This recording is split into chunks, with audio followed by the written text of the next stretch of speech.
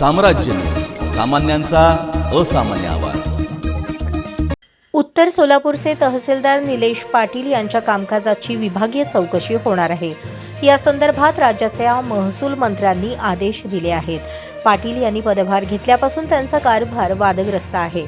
महसूल कामकाजात पारदर्शकता नाही, या संदर्भात आमदार विजयकुमार देशमुख यांनी तारांकित प्रश्न उपस्थित केला, तर मंगळवारी महसूल मंत्र्यांना पत्रही दिले। यावर महसूल मंत्र्यांनी तात्काळ विभागीय चौकशी करून अहवाल सादर करण्याचे आदेश दिले आहेत।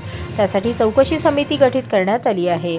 उत्तर सोलापूर तालुक्यातील ग्रामीण भाग व सोलापूर शहर कार्यक्षेत्रात असणाऱ्या उत्तर तहसीलमध्ये लाचखोरी उच्चतम पातळीला गेल्याच्या तक्रारी सातत्याने समोर येत होत्या।